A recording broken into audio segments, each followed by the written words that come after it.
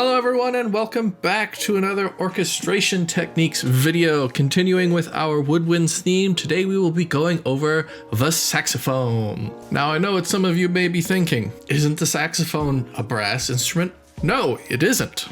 This is a woodwinds instrument. It may look like a part of the brass family, but it is in fact a woodwind. Why are saxophone woodwinds? Well, there's a couple reasons. Their tone is similar to that of other woodwind instruments. And the second reason is that they have a reed in the mouthpiece. No instrument in the brass family is currently played with a reed, and there's only one type of instrument in the woodwinds family that doesn't have a reed. Saxophones are also performed very similarly to clarinets, and they are written and played as a woodwind instrument, not a brass instrument. Now, the saxophone is known to have two different separate performing styles when they are played. One is that more jazz aspect saxophone. It's very full of vibrato, it sounds very alive and full of motion, and it's very upbeat. And then there is, of course, the classical orchestral style saxophone sound, which generally has a little bit less vibrato. It's less dynamic to make it blend in with the rest of the woodwind section.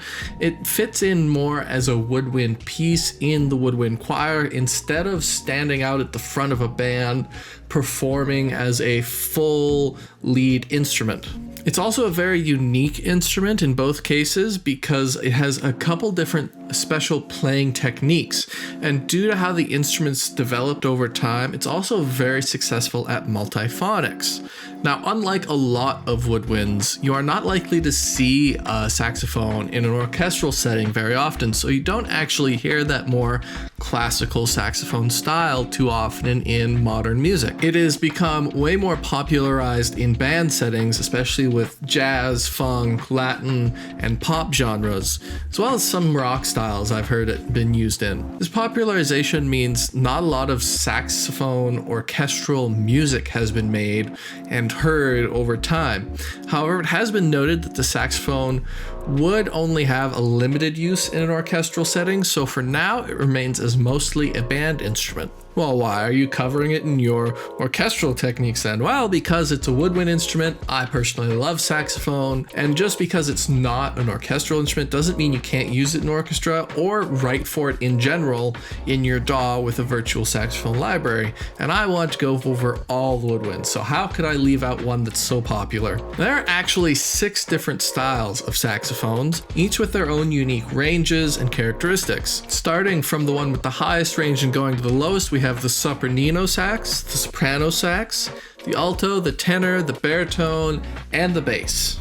Similar to the clarinets that we went over previously, all saxophones also have the exact same written range on sheet music. This range being B flat 2 to G5 on the treble clef, or this range on your keyboard. However, the saxophone is also a transposing instrument, so the actual sounding range is as follows for all of your saxophone variations.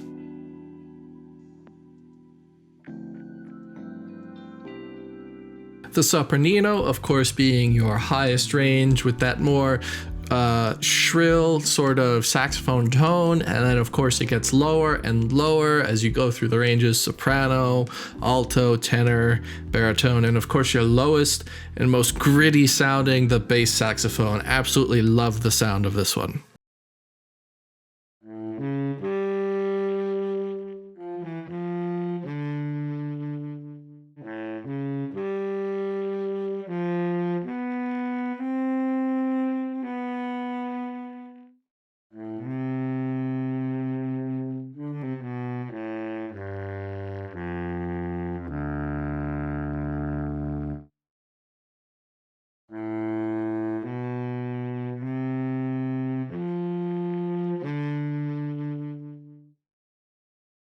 Now, the saxophone is also a very aggressive instrument simply by nature. It is very difficult to play the saxophone softly in its lower and higher ranges, so this normally means that these ranges are played louder and have a bit more bite and aggressiveness to them. This generally means that if you do hear a saxophone playing very soft and intimately, it's in the middle range of the sax.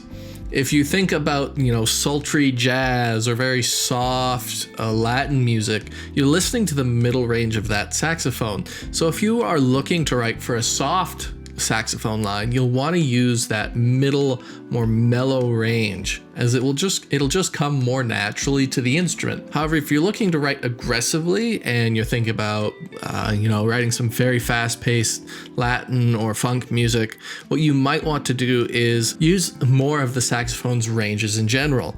You might want to write a line from the low end, playing very aggressively, up through the middle and into the highs, or stay in the middle, start there, and then go into the lows, get really gritty, more aggressive. Play around with it, because those higher and lower ranges of your saxophone are where the most aggressive, fast-paced, band-style saxophone sound comes from. This also leads the saxophone to regularly overpower other instruments.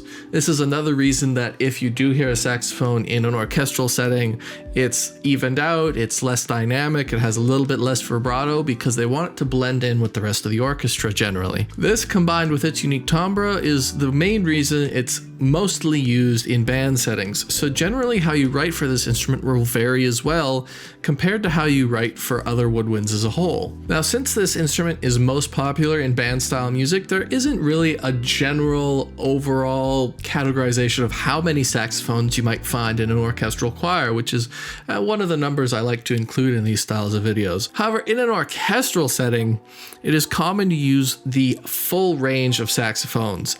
If there are saxophones present in the orchestra, the most common arrangements will normally have 2 altos, a tenor, and a baritone. Sometimes a soprano or a bass sax will be added, or both, but you will very, very rarely see the sopranina saxophone in any setting. Now, in a band setting, normally all you'll hear is a single tenor or alto saxophone. You might hear 2, but it's very rare that you have more.